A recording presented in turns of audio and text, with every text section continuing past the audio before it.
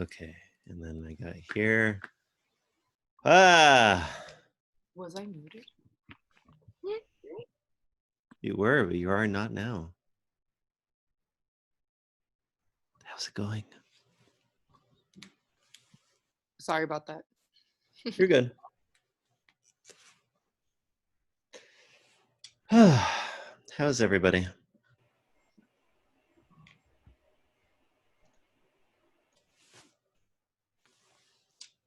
Got my crazy 1970s wood paneling behind me. It's terrible. So I don't actually think I shared this in the previous class, but I'm going to be doing the rest of the semester from my house because I've been pretty severely exposed to COVID. I did take the test on Thursday, and as of Thursday, it was negative, but I live with a person who is COVID positive, so it's a risk. Yep. Yeah. So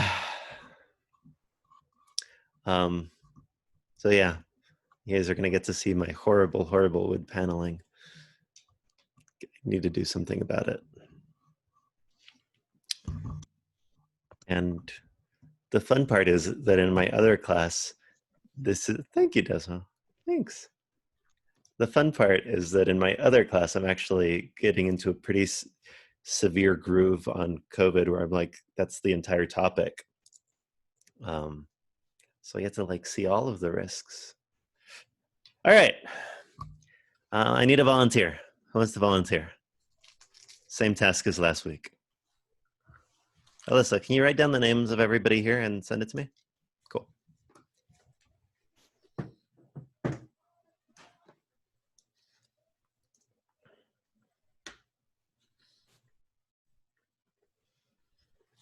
Emotions. We're finally at emotions, y'all. I'm feeling very verklempt. Yeah, emotions. I've been waiting for this. We've been talking about emotions for so long. Okay. Relevant background. At this point in the semester, basically everything we've talked about is going to be relevant to everything else we're talking about. We've got 3 videos left. I've recorded 2 of them. Did I accidentally type an S in that box? Whatever. Okay, so we've got 3 content lectures left, and then we have just poster presentations.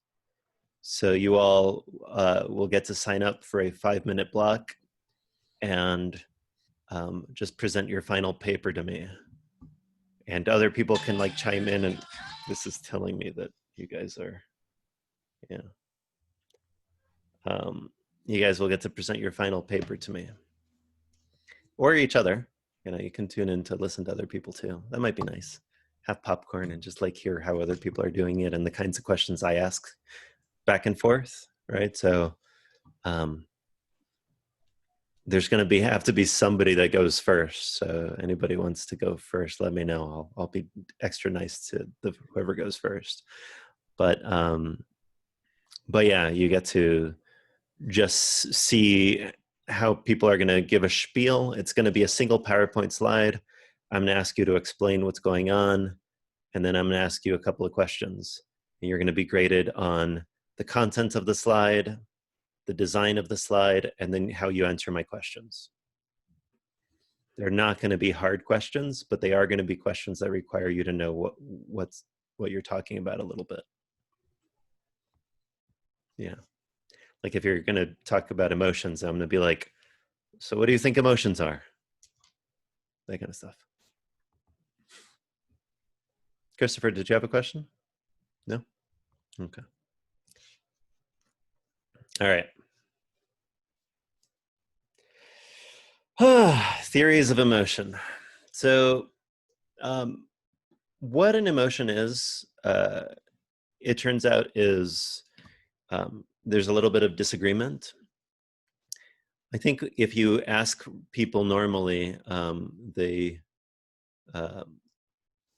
they will say that you have some thought or experience, and then you feel the emotion, and then your body responds in some way.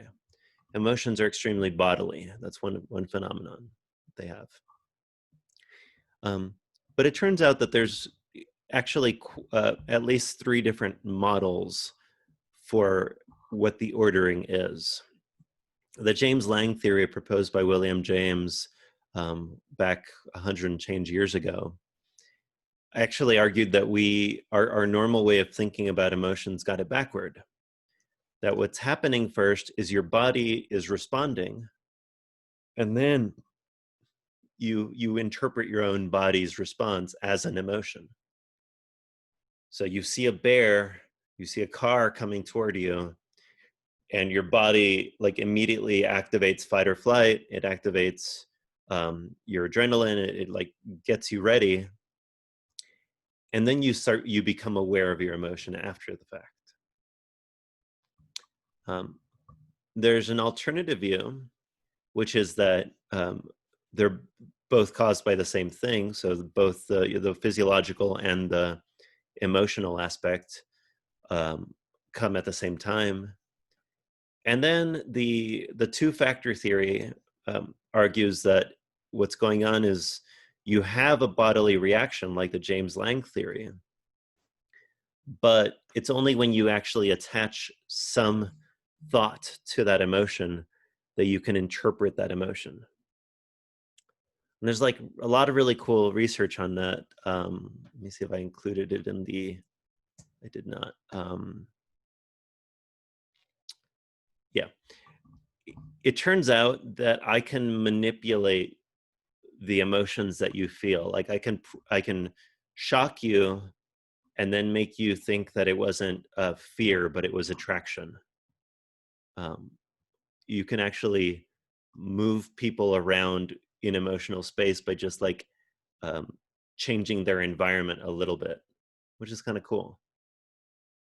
Like this seems to lend support to at least, I don't know. Actually, you can interpret that result in any of these different views of emotions. I'm not immediately convinced that all emotions are interpretable this particular way, right? So it may be that some emotions are best explained by the James Lange theory, and some are best explained by the Schachter-Singer two-factor theory, and some are best explained by the Cannon Bard theory. Maybe it depends on the emotion. Okay. There's a phenomenon when trying to make sense of emotions that some people have labeled the network theory of affect, which is basically emotions are like a section of a library. They put your mind into a mental state, and that mental state makes certain associations easier to form. So think about connectionist networks. You remember we talked about connectionism a lot. In a connectionist network, especially when it was unsupervised, things that co-occurred instantiated each other more often, right? Whatever wires together, fires together is the slogan.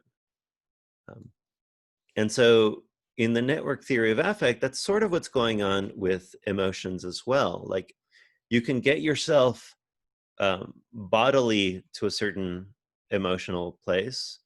You can think yourself to it, or you can, I guess you could experience things that remind you of something, and all of those can push you in a direction or another. What's kind of cool about this is that there's a couple of predictions that you would have from a phenomenon like this. Namely, that it would be hard to remember things that you encoded in one particular emotion while you felt another emotion. It would be hard to remember them. It'd be hard to think about them. And the more you felt a particular emotion, the more you would feel everything associated with it. So think about times that you felt like angry, right? Like maybe angry at a partner, or angry at somebody cut you off in traffic, angry at some injustice.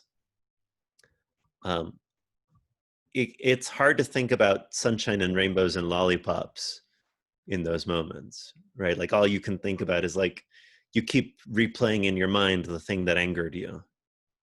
And if it's your partner, if you have a deep history with a person that made you angry, you'll think back to all of the other times that they made you angry. Some knowing smiles going on here. um, okay, or you might be sad, right? Like, and it's one of the depressing things about this is if you happen to be sad, you can only ever think of more sad things. It's a little depressing. So it turns out there's a lot of really strong evidence for that. Like you can give people exams while they are feeling an emotion, and or you can have people study for exams and then take an exam and put them in an emotional state, and they'll do better or worse depending on how congruous the emotional state was. There's a slide that I took out, but that's in the lecture video, called the emotional Stroop test, where it turns out that I ask you something innocuous like, tell me the color that a word is written in. And if that word is ecstatic and joyful, but you're depressed while I ask you this, it'll take you longer and measurably longer to actually say the color of that word, which is kind of interesting. It's just, I don't know. I don't know. We don't like to think about words that are not the emotions that we have. And there's a relationship between behavior, cognition, and emotion. My mother, every time I talk to her, she's, bless her heart, like every freaking time I talk to her, she's like, you should just stop working and go outside for a walk. And I'm like, no, mother, I have work to do. She's like, you seem so stressed, just go out for a walk. And it actually stresses me out more to hear it, even though it's actually good advice. It really is. If you go out for a walk in nature, you will feel better. You just will. But it stresses me out because I know that it's good advice. And I don't want to do it because I feel compelled in some other way. Yeah. The all is revealed is a quip from Oscar Wilde where he said, or was it Mark Twain? I think it was Mark Twain. He said that at one point he sent a telegram to all of his friends saying, all is revealed, leave town immediately. And they all left.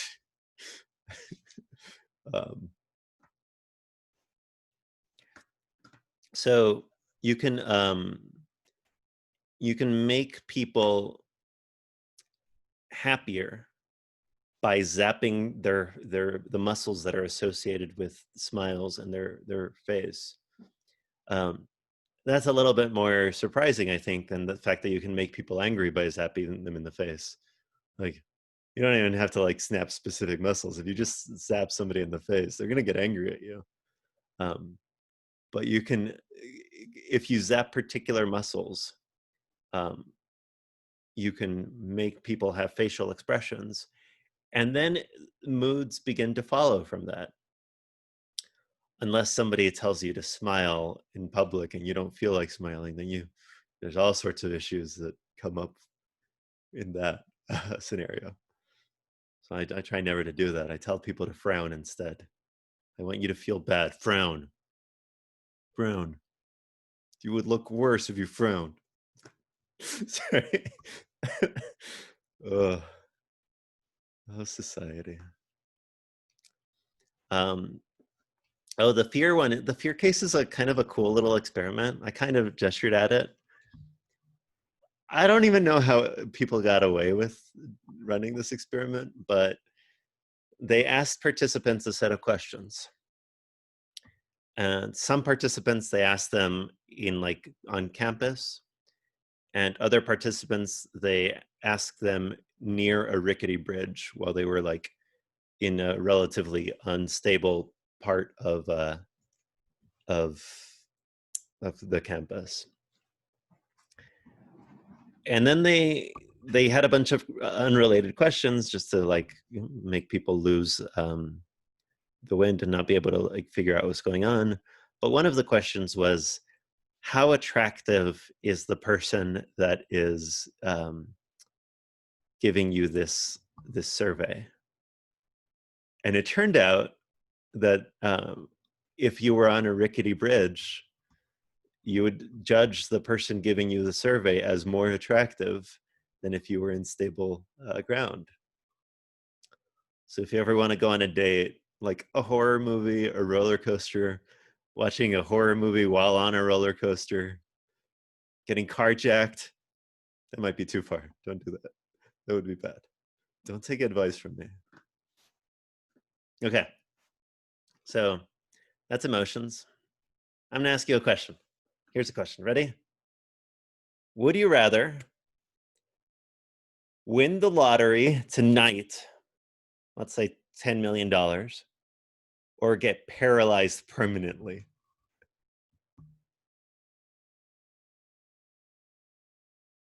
I say lottery. Okay, all right, that's a controversial claim. Anybody else agree with the lottery? Anybody want to take paralysis? I'll take paralysis. Nice. Okay, cool. 1 and 1. So it's about equal. Yeah? Yeah? Okay. Two regular people, let's say one of them gets paralyzed and the other one wins a lottery. At the end of a year, who do you think is happier? Paralyzed Carlos, person. it's me. I'm happier 1 year later after winning the lottery. That's for sure. You think so? They're about as happy as they were before whatever happened. Good answer. Yeah. Yeah, it's one of the more depressing findings of all of the emotional literature is that people about a year later report roughly the same degree of happiness that they reported before the incident occurred. It turns out we're really bad at estimating what makes us happy. We're bad at estimating what made us happy in the past. If I study your diary, and unless you get a better password, I'm going to continue to study your diary. Um,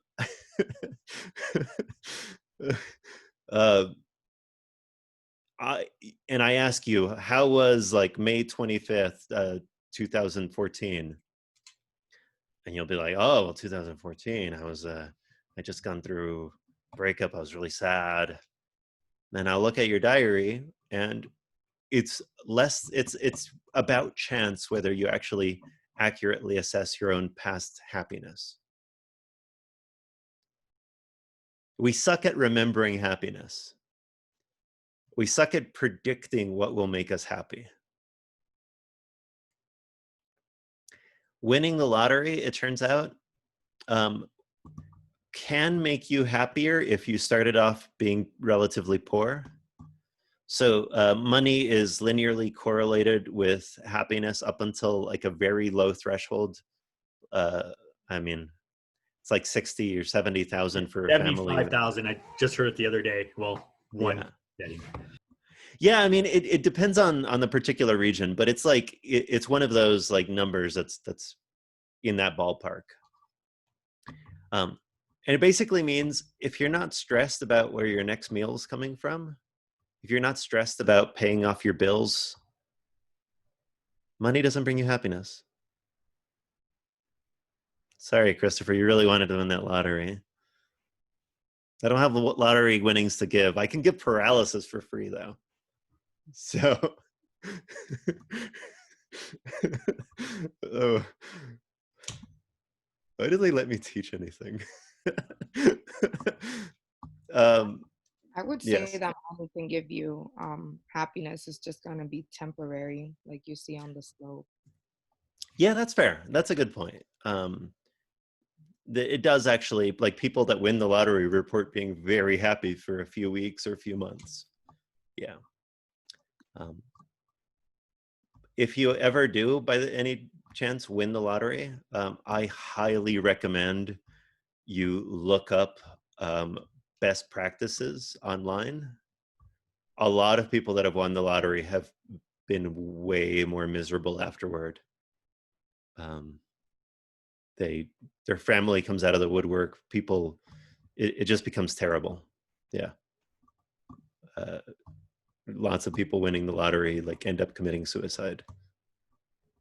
Anyway. What do you mean by best practices? So some of them are like, don't tell anybody ever. Secure a lawyer before you even collect the winnings. Talk to an accountant. Set aside some money. Like literally, just don't celebrate for a Yeah, while.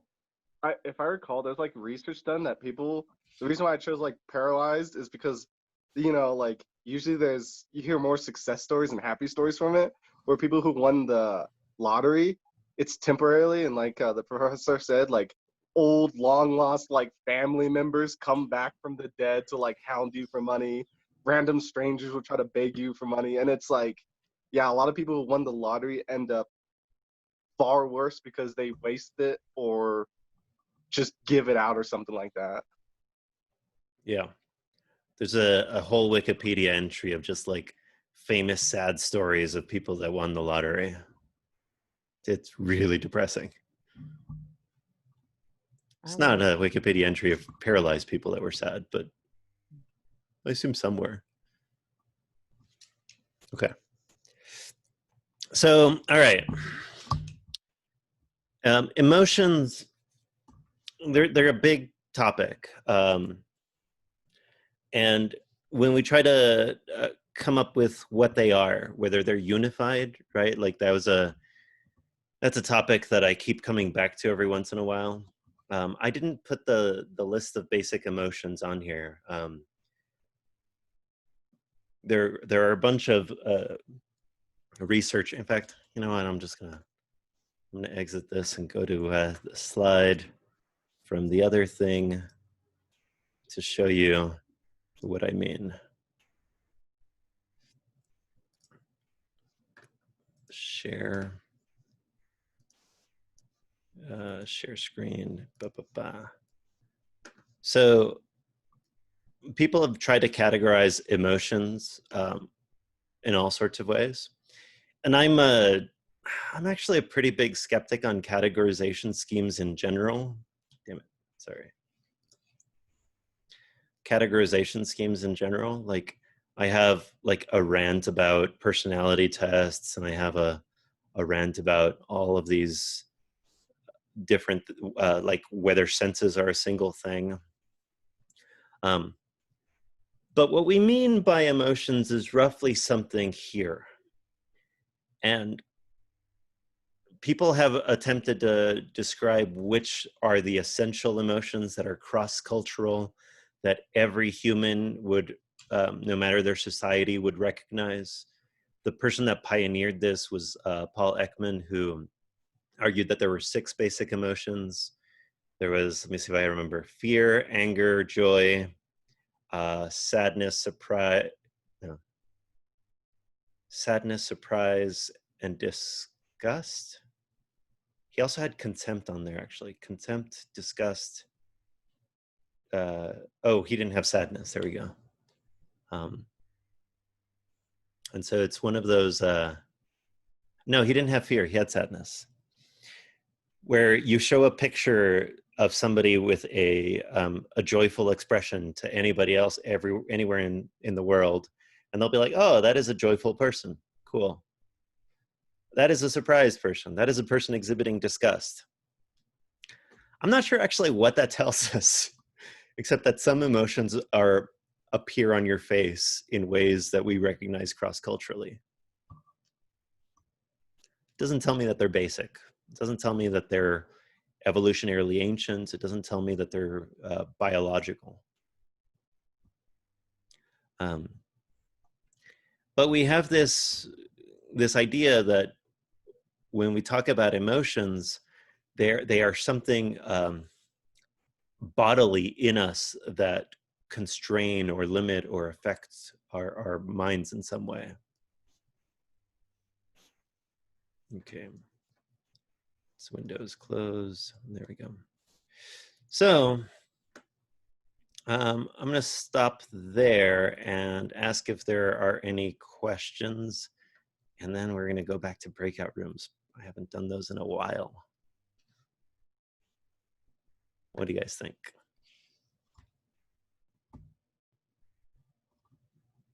Yeah? All right. Let's do some breakout rooms. I haven't sent you guys all to chat with each other for a hot second. And I want to hear what y'all have to say. Participants, let's do these. Bam.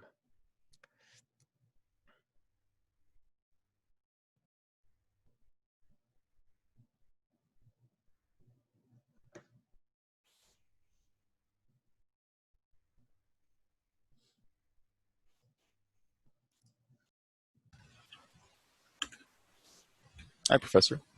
Hey, how's it going? Pretty good. So yeah, aspects of cognition that you think might be more or less influenced by particular emotions. What do you think? I think that's kind of interesting. I feel like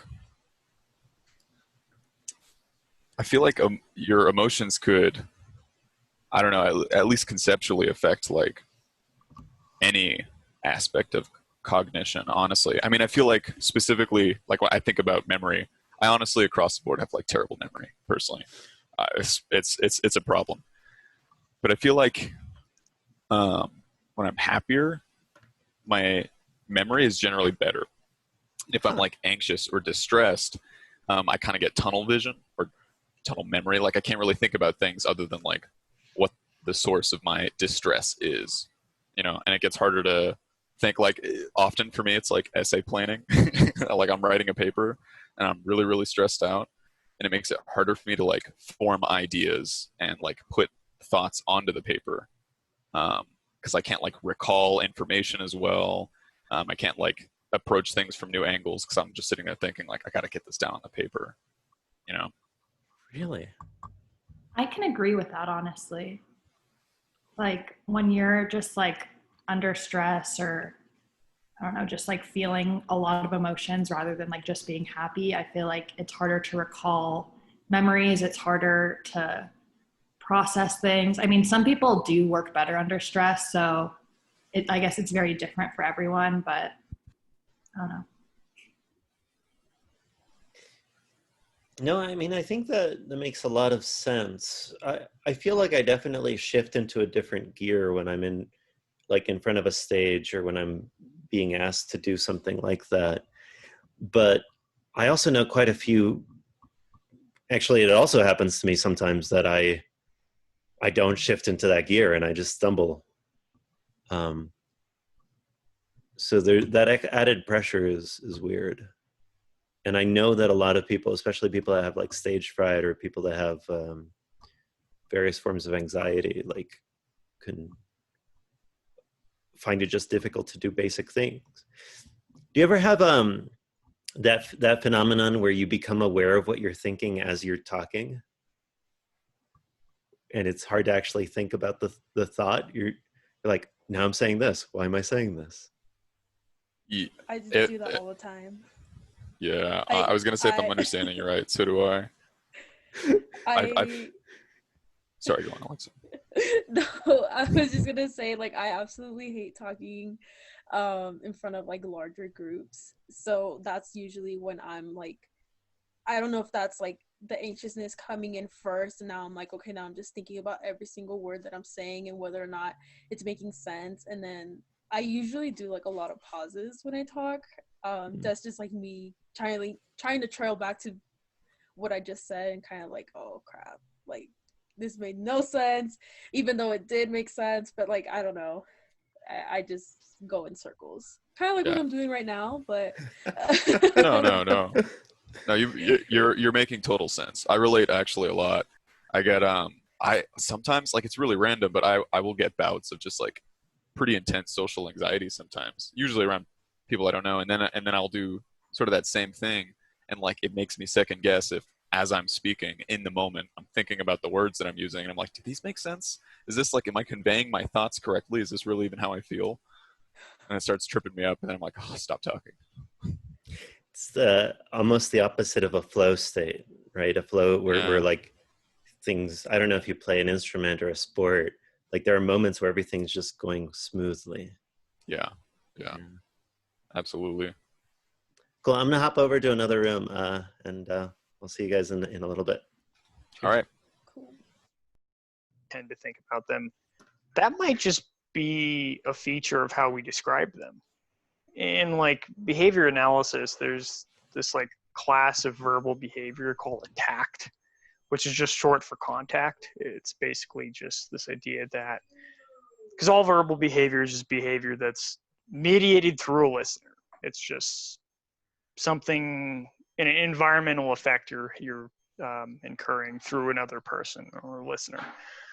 But a tact is basically just you're sharing information. You're describing some feature of the world, and that's the effect you're having on the listener, is that you're sharing information, that they're learning something. So I tend to think of emotions as we describe them just as like a self-tact. In other words, it's us describing what this thing feels like or is, and the only reason we think of them like this is because we learned how to tact. We learned how to share, and we have a past experience in history of like sharing, this feels like X, or I am angry, or so on and so forth. So that's kind of the way I think about it. There's the physiological element of it, what it sort of feels like, but then there's also how we describe it. So it's like correlation is not causation, basically. We just associate them together, but there's not an actual like scientific connection there. It's tricky. I would say that the label we assign to an emotion, like you can think about that scientifically, but it's just a way of describing it. It's a way of conveying what is going on inside of Jesse right now. What am I thinking? What am I feeling? But as far as like just what is an emotion at kind of an atomic level, I think of it as being kind of bodily. Yeah. Just the thing that's happening inside you, and how you describe it is just that. It's a description. It's sharing. What about cognitive emotions like nostalgia or ones that are, I don't know, they're just more mental? Yeah. Those are a little trickier to deal with in like the behavior analytic viewpoint, but I mean, I guess you would say that in a way they are physiological. Yeah. Right. I mean, it's happening as a result of your physiology. And in that sense, it's not really distinct from any other emotion in that sense. Like, it's not functionally distinct from any other emotion. It's just it's a response that you're having to stimuli. Cool. I'm gonna hop out to another room. You guys, this sounds great. Keep chatting. Cool. You actively assigning value to it and then getting value back, which is a neat process. Yeah.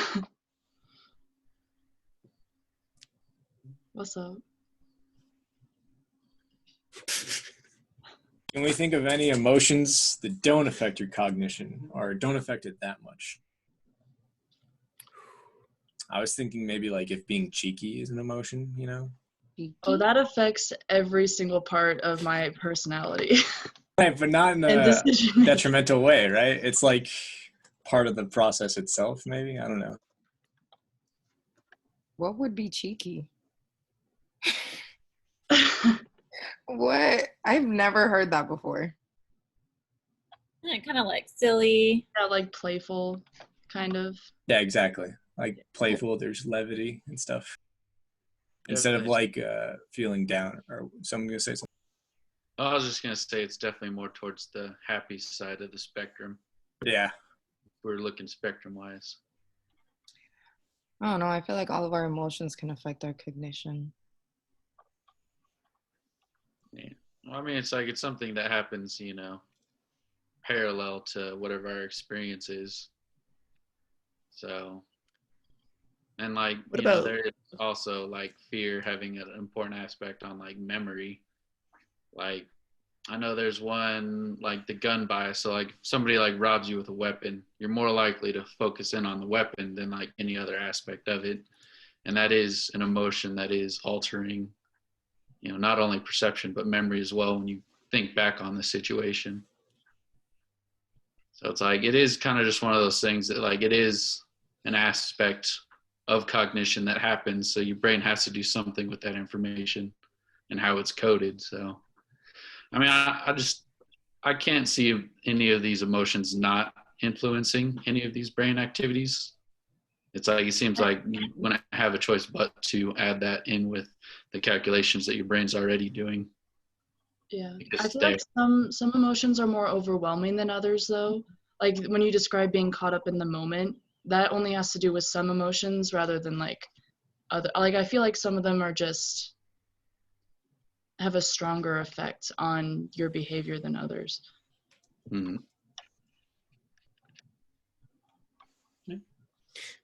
What about people that have like a default emotion, like people that are just angry all the time, or I don't know. I hate them.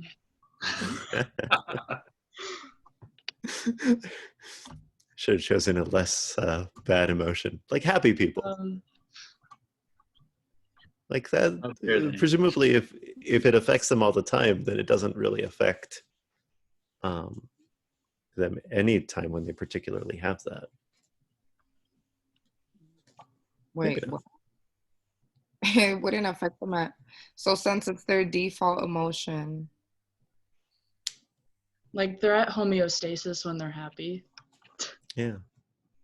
But isn't that directly affecting how they act as opposed to an always angry person?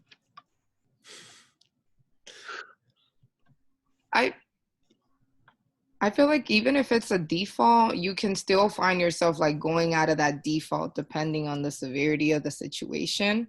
So I feel like it would just kind of influence the levels to which it's affecting you. But You can be happy most of the time, but then you can get more happy than you already are if you're already at like a baseline level of happiness. Mm-hmm. Yeah. Or very angry. Yeah, either way.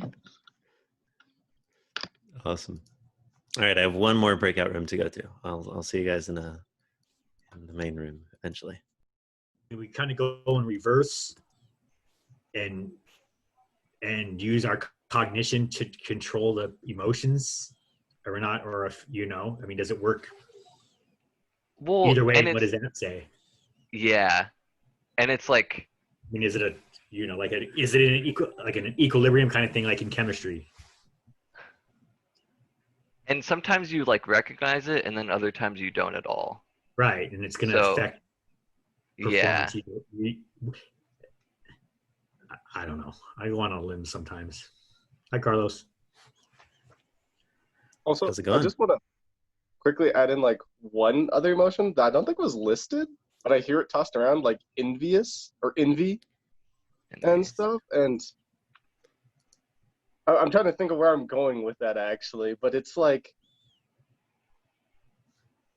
it kind of makes it to like the point you guys made like earlier, where it's like caused by someone else, you know? Like I don't think you're ever envious of yourself, you know, but you can be envious of somebody, I guess somebody else's success, you know? Yeah. And it's like I feel like kind of like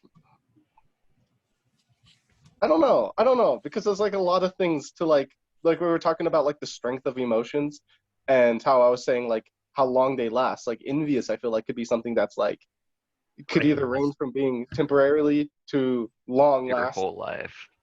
Yeah. Yeah. Are there any But- emotions that you only have in social situations or in isolation? Like Like- social anxiety? Loneliness or something? Fair enough. Okay. But All you right. can have, you can experience loneliness in social situations. Yeah. In fact, that's a major problem with Western society at the moment. I think it's actually fairly common to, like, Right. at least nowadays, to feel really lonely, even with with a large group of people. Well, thank God I have Facebook. Sorry, I couldn't help it. But yeah, I don't That's know. awesome. I don't know if there's any that are only when you're alone. Like, Yeah, I don't. I mean, think from the hip. I'm going to say no. Emotions are kind of a thing that are with you, right? I mean, maybe, they're- yeah, maybe something like ego death, where it's like only possible when you're like on a level of introspection that like transcends your social connection. But that, I mean, I can't do that by myself without like, that yeah. sounds like a Danish speed metal band. Ego death, writing it down. That's That's awesome. All right, I'm gonna Yeah, close I the don't- rooms. Okay. You guys have 60 seconds. All right, ready? Cheers. Yeah, but on that, Jackson, the ego death thing. Uh-huh.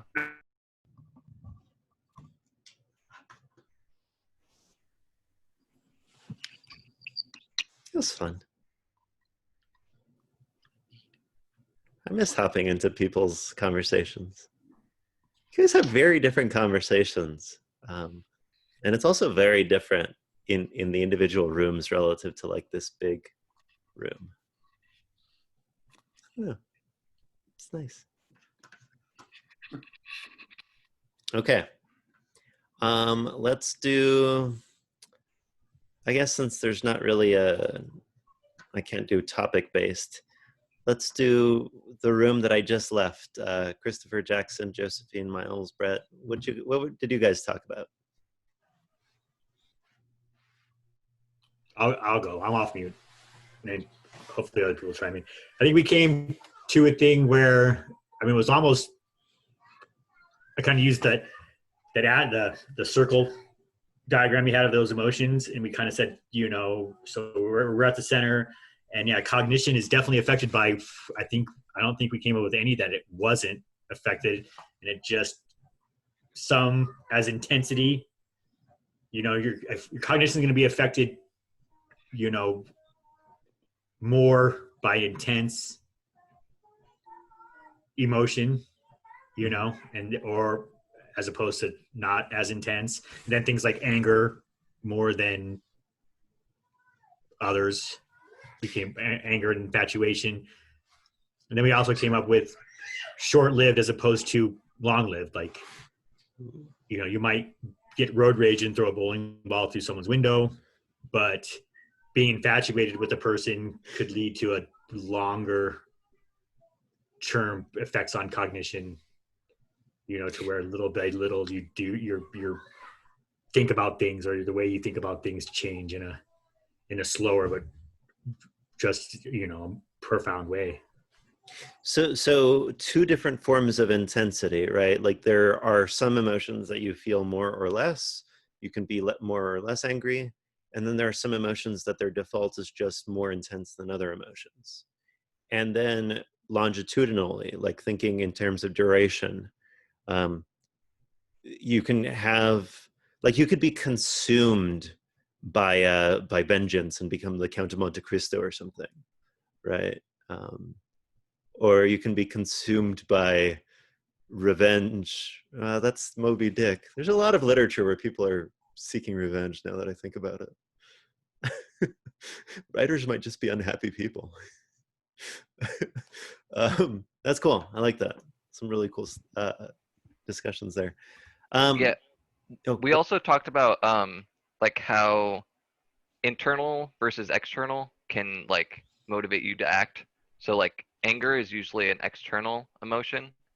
Like you're responding to other people's actions, and like since you don't have autonomy over their actions, you feel like you need to change something. Um, but like something like fear or shame is usually internal. Like it's, oh, I did this bad thing in the past, so I should find some way to fix it. So you're not like lashing out. You're usually ruminating, and that can kind of affect like whether or not it's short term or long term. Um, Especially something like depression, where it's like yeah. kind of a long drawn out thing that like gradually changes thought processes.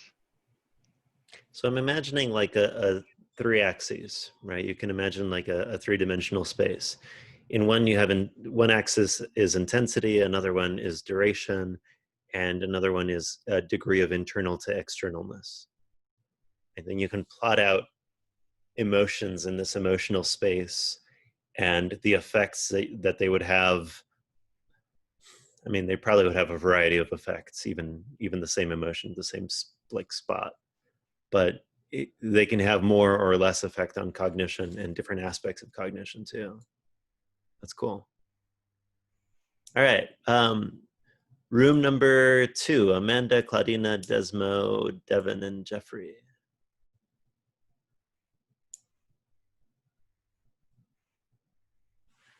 I think we kind of came to a consensus that emotion is utilized for any kind of like a pragmatic social endeavor that requires cognition, and so that emotion is going to affect that cognition. Cool. So the other, okay, so far it seems like emotions affect all emotions, I think. Did any group come up with an emotion that they didn't think affected cognition?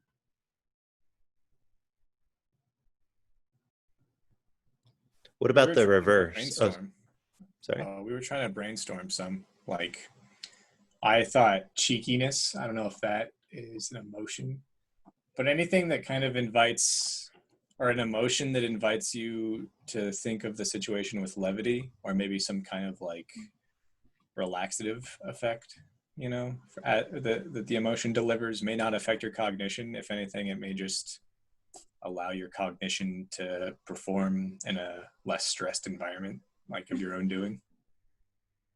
Cool. I like that. Kind of like lowering the pressure of emotions in some way, right? Levity. Yeah, like just a emotion solely focused on like a morale boost of some sort. I like that. Sense, because we were also talking about kind of what we would say is an emotion that has the most influence on our cognition, and we were talking about fear.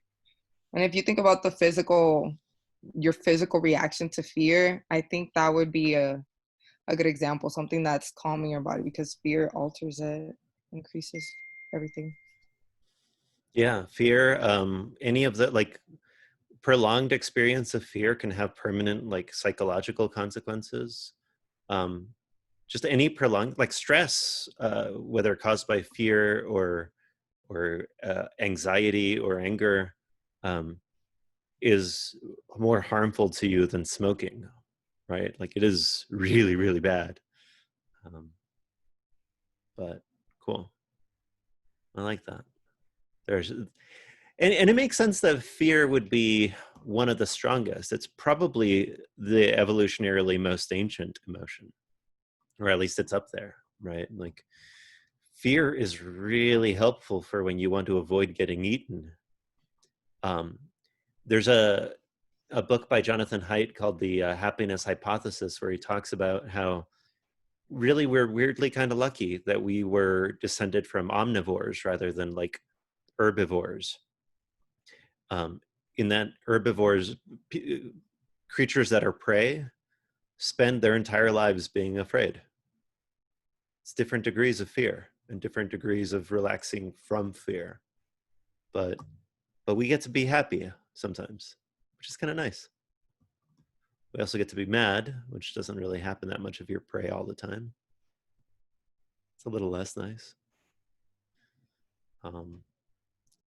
We get other emotions that are social emotions that we wouldn't have if we were like octopuses or something. Yeah. All right, Alyssa, Emily, Jesse, and Maverick. What don't you guys talk about? Yeah, we were split on this. So Alyssa and Maverick were sort of undecided about emotions and the cognitive effect they might have. And then Emily and I rejected that they do affect cognition. So we're thinking about this from like a behavior analytic viewpoint. And in behavior analysis, your emotions are just a response to the environment. So they don't and cannot affect your behavior, your cognition in any way. And in a sense, they are a form of behavior, just one that's happening inside you. And it's not overt, as it's called, which is to say visible to other people. So yeah, that's mostly what we talked about. It's sort of walking out the behavior analytic position on emotions, which is very skeptical. Maybe maximally. No, that's good. Usually Amanda's our resident skeptic, which I don't know. I like it. I quit that job. You were skeptical of the utility of being a skeptic. Awesome. That's great. Yeah, no, that's cool. I think there's a point where when we're trying to figure out what an emotion is and how different it is from a behavior or from a mood or from cognition or from a perception, like there's the boundaries are really blurry on all of those, right? And you can come up with cases where it's really hard to pinpoint what we're even talking about, which is kind of cool. That's why they pay philosophers the really, really tiny bucks. Yeah. Wait, can I just ask him something? Mm-hmm. So are you saying that emotions are just a behavioral response that your body has? Like emotions are just behavior? Yeah, they're bodily. It's a physiological response, but I kind of distinguish it along two lines. There's like the sort of atomic level, which is like what it actually like feels like, and there's how you describe it. And I think it's safe to say that like certain emotions might feel analogous to each other, and it's a question of what caused it, like environmentally. Like fear and anger might feel the same, absent your knowledge of why you are angry or afraid. So that's sort of the verbal behavior aspect of it. But wouldn't you say that emotions are like you don't have control over how you respond to things emotionally? Not really, like you do with other behaviors. Exactly. The behavior analytic position is that you don't have control over any of your behaviors. The environment has control over all of it. Okay, I guess that. So yeah, and that's why emotions are behavior in that sense, because it's something you are doing rather than something the environment is doing to you. We did also briefly talk about like why, if they're not directly causing things, evolutionary wise or biologically, why do we have things like nostalgia? Like what does that do if they're just, things that the environment is doing to us? Basically, like, what would that serve? And we said we didn't know, basically. Yeah, I mean, I think when you try to take the evolutionary approach to some of these, you can come up with lots of good stories to tell about some of them. Like fear and anger are pretty straightforward. Like you don't even have to reach far, and I don't even think it's that outlandish to say that they evolved as a response. But then you have these other ones that are I don't know. I mean, why would you feel nostalgia? Why would you feel, yeah. Darwin has a couple of proposals that are kind of weird. There's a couple of other people that have had different proposals for maybe evolutionary.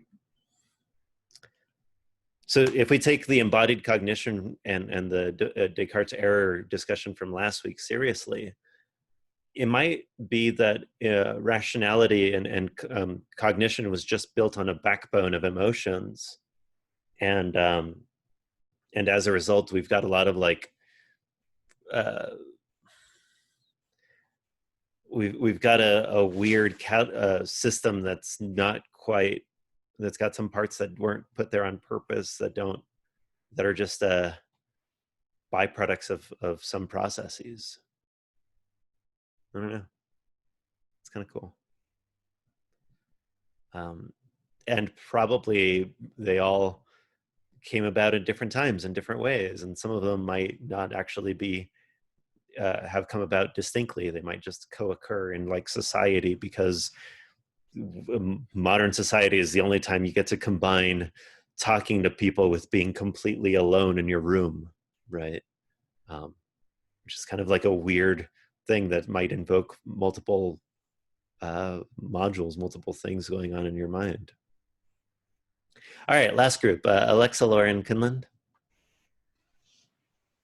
Yeah, we, so at first we kind of talked about how we didn't really establish directly like if we thought emotions affect cognition, but we talked about it as if we assumed they did, if that makes sense. So like we talked about how we can be really, really stressed, like say writing a paper really close to a deadline, and it like harms our ability to retrieve information, recall stuff, just like generally get your ideas down on paper. It makes it harder to like think about things outside of the source of that stress, which just kind of seemed like, there's emotion affecting cognition there.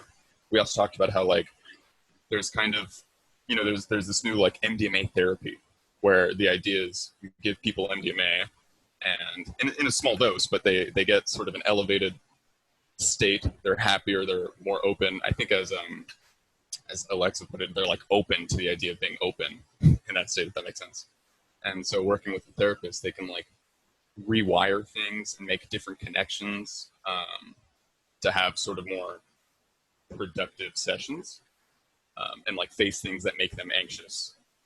And that kind of also seemed like, joy, happiness, some relief from stress as an emotional state affecting your cognitive processes like really directly, but we weren't really sure like what the results of those sessions are like today, because it's still pretty new, so it's hard to speak really concretely about it. So it's when you take the network theory of affect seriously, you can have some really maladaptive behaviors and thoughts, right? You can just like perseverate on certain negative thoughts or certain negative emotions. It kind of reminds me, so I have my roommate has a real problem with food, and now that he's lost his sense of taste, I'm like, hey, now's the time to rewire your brain. Just just completely restructure how you think about your relationship with food. And maybe some drugs can do that as well, or in a way that wouldn't require all of the willpower that it normally takes to rewire the associations you have with certain thoughts or certain emotions. Yeah. Any other thoughts on this topic? Yeah, there. Okay. Let's meet again a week from today. Yeah. Have a great week. It's great seeing you all. Later, Carlos. Bye, Carlos. Thank you, Professor. Bye, everyone. Oh, wait. Okay. So is Monday like that's just going to be the regular meeting day? Yeah. That way so there's really only one major event left in this class, or one major one of these sessions left. and then it's going to be every person's got a 5-minute block, and that's the end of the semester basically. So there's a rubric somewhere. You've explained the slide thing somewhere. I think I've read it. I need to go back and reread it. Okay, but is somewhere. I know I read it already. Okay, cool. And that's due not next week, but the next week we're going to start that. That's right. Or the week after Thanksgiving. So it might be the week after Thanksgiving, right? And you might be one of the people that goes that day, or you might be a person that goes the week after, because there's not enough time in the sessions. Right. To, yeah. Okay, so that's something to do this week. Get that started thinking about. And then there's a paper due. Is our paper supposed to be then the same thing as the slide, or it is? Yeah. Okay. Yeah, it's basically a way for me to give you some feedback on your paper before you turn in your paper. Oh, perfect. Oh, that's cool. Yeah. That's cool. Awesome. Thanks, Plus, Professor. arranging things visually is a cool way of like Right. thinking through your thoughts. And if you can I steal you have your little guy things are one of the best I've seen ever. Do you have a package of those? I subscribe to a service. Yeah. Because those are cool. Yeah, maybe I'll just upload a file of images. Yeah. All right. Thanks, everybody. Cheers. Good. Yeah, Professor, I have a quick question. Did you get my email? Let's see.